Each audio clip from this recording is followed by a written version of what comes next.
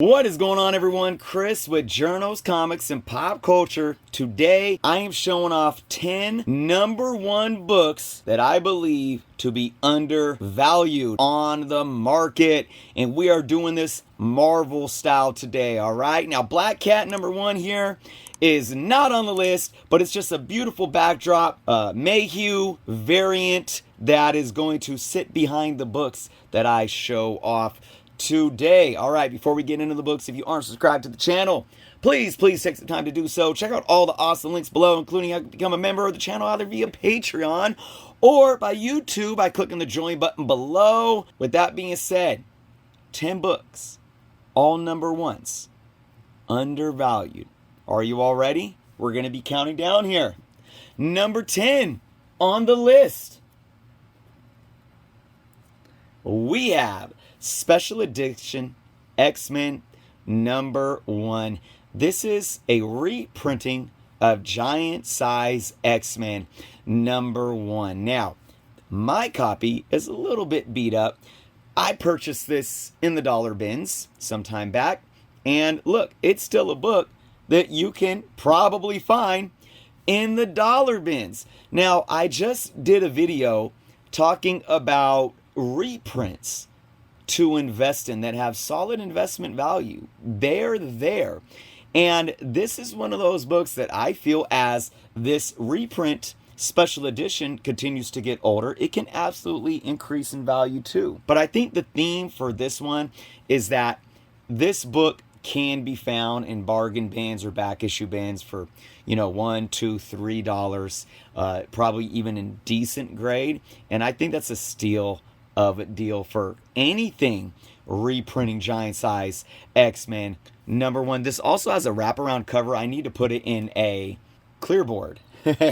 I should have did that before the video, but that's okay. All right, next up, number 9 on the list, Sleepwalker #1. Don't call me crazy. Don't call me crazy. Look, we've seen what's happened to Darkhawk #1 over the last few years. For those that are on social media, that are in the forums, you might recall how the hype around Darkhawk #1 came about was basically because of a joke. But the interesting thing is this book has actually taken off. Darkhawk, that is. People caught on, it drove the market, and Marvel even started producing Darkhawk magazines again. And there's also been rumor, I don't know how valid any of these rumors are, that Darkhawk might show up in the MCU. I don't know about that. But the bottom line is, you had a high-grade Darkhawk #1 going from a $6, $7, $8 book to, a $30+ book, and this is raw. So I put Sleepwalker on the list because we do know the 90s comics, especially some of these early 90s comics, they're getting a little heat behind them. It doesn't mean they're going to be worth hundreds of dollars, but there's something here. And look, Sleepwalker is a character that could make their way back at some point in time. I love this book as a kid. If you could find this book in the dollar bins or for $2 or $3, hey, why not, right? More early 90s goodness. We got Night Stalkers #1. Now, there's a lot of speculation right now around Midnight Suns, and I'm not talking about the false information that's been going around YouTube. I've talked about this. There's been no announcement. Nothing has been official. Marvel Studios has not made any comment saying that they're even thinking about doing a Midnight Suns. But here's what is official. We know Blade's coming. We know that the MCU is going the horror route. All right, we've seen the Darkhold, and because of these things, it's fair to speculate on the Midnight Suns and Night Stalkers, right? Even without any actual announcements.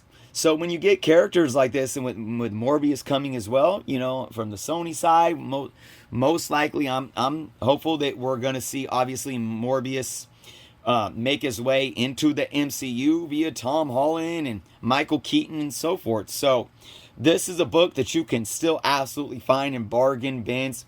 If you can do it, why not pick a copy or two up? Any of the Midnight Suns tie-in, the Rise of the Midnight Suns tie-ins. There's the Darkhold #1 too. That isn't on this list, but that's another one. Black Panther #1. This book is undervalued in my humble opinion. Black Panther has become such a cultural icon over the last few years just because of what Chadwick Boseman did with the character in the MCU. And although, T'Challa got his solo stories in Jungle Action, this is his first solo ongoing run, and I don't think it gets the love that it deserves with Kirby goodness on the cover. My copy's probably a nice mid-grade, maybe around a 5.5. I haven't looked at it in a while, but so, and I purchased this some years back for maybe like $25, maybe around 2016, 2017. It was before the movie, but we might have already seen him in the MCU in Civil War when I purchased this. So, again, another book that I think has a lot of potential to increase in value over time. Black Panther is just a character that is becoming really, really popular among this younger generation as well. My nephew is a huge Black Panther fan, and I just sent him some more Black Panther books recently. All right, we are halfway through. #5 on my list today, New Mutants #1. Now, while technically this isn't the first appearance of the New Mutants, it is a #1 book that has been very undervalued for a very long time. I bought this book out of the 50-cent bins maybe, 6-7 years ago. You probably can't find it in the 50-cent bins anymore. Go look, go on the hunt, see what you can find. But this book has picked up some steam recently. I don't know if the movie had anything to do with that. X-Men in general and any X-Men family stuff, whether it be New Mutants, X-Force, Excalibur, has picked up a little heat as of late with a lot of reboots within the Marvel Comics, and of course with the Mutants and the X-Teams being owned by Disney and Marvel Studios now. So people are literally specking on anything Mutants. So, but this is still one that I think you can find deals on. Beautiful purple background on this book. This is a high grade too, and I got it for 50 cents. So, okay, now we're halfway through. I think I was miscounting there, folks. This is #5 on the list. Sensational SheHulk #1.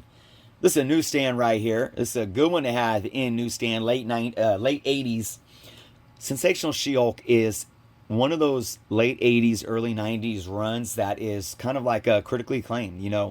There's a lot of big books in this run, and this book right here still has a lot of growth potential in my humble opinion. She-Hulk's been hot. Getting this She-Hulk TV show, Savage She-Hulk #1, her first appearance, has obviously boomed. This has increased as well, but I do feel this has a lot of potential, and primarily because Marvel Studios announced that the TV show is going to be loosely based and have the kind of feel that this run had. Be on the lookout for this one if you can still find this one for cheap. I think I paid $20 for this. It's a higher grade. It's probably like a very fine near mint, just looking at it from the inside the bag. I think it has one color breaking spine tick, but yeah, really happy to find that in a newsstand as well. All right, #4 on the list is Marvel Superheroes Secret War #1. This book has been hot as of late, so this is one that isn't really under the radar right now because it's been moving. But I still think even right now it's a bit undervalued. It's the first appearance of the Beyonder in non-physical form, and I've been saying this for a while and I'm sticking by it.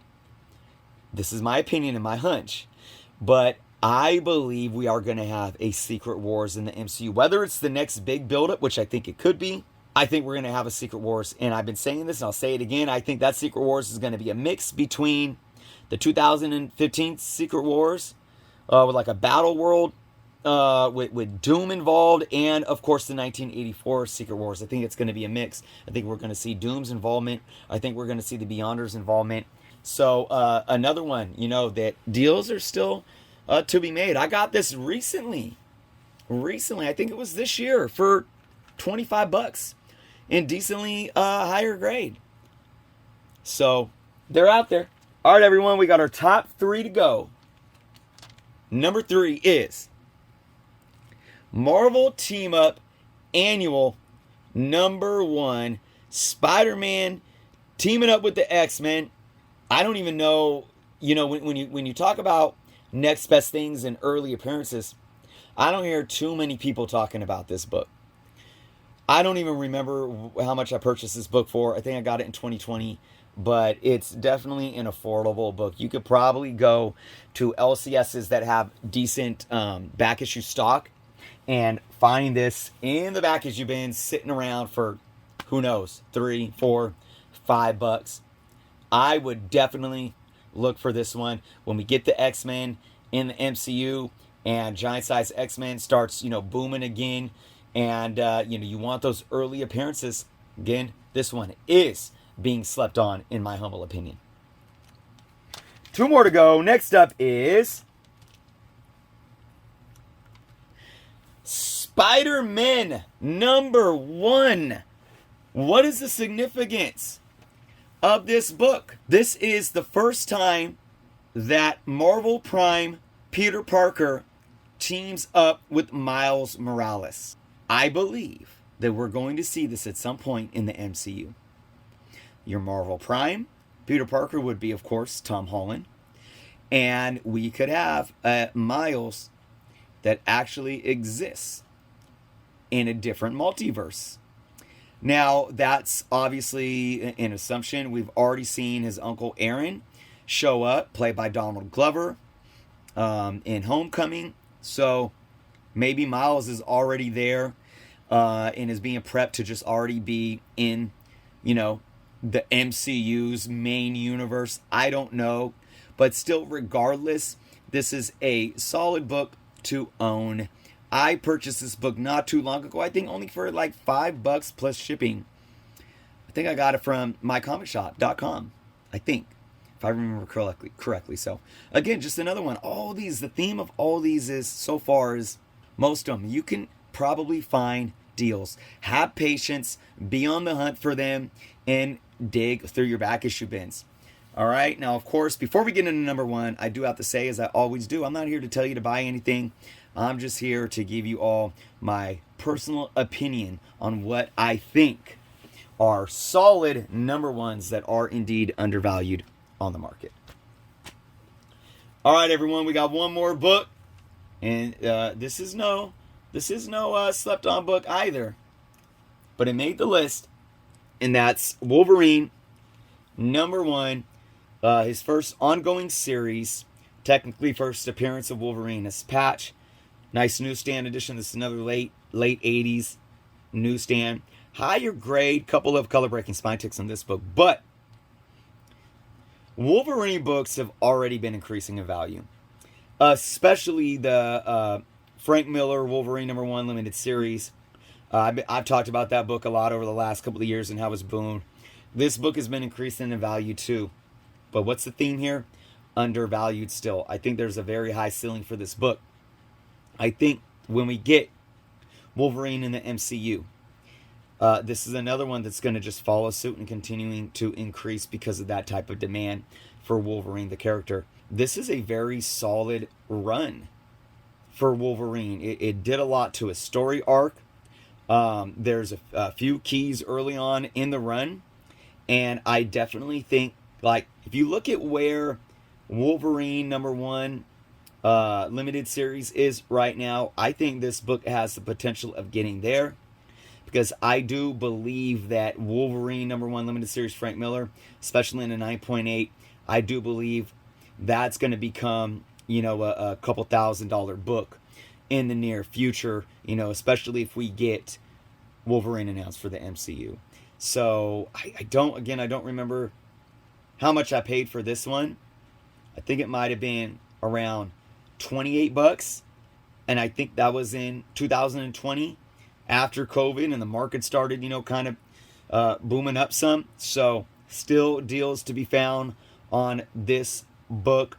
This was one of my favorite runs as a kid. I never owned number 1, and I'm finally happy to have it in my collection. So 10 Marvel number 1s that I do believe are undervalued on the market. There they are. Let me know what you all think in the comments below. Let me know if there are any other number ones of Marvel Comics that you all think should be on this list, because, you know, in a day and age where like number ones are becoming so just mundane because they keep rebooting series like every couple of months, it seems ridiculous, right?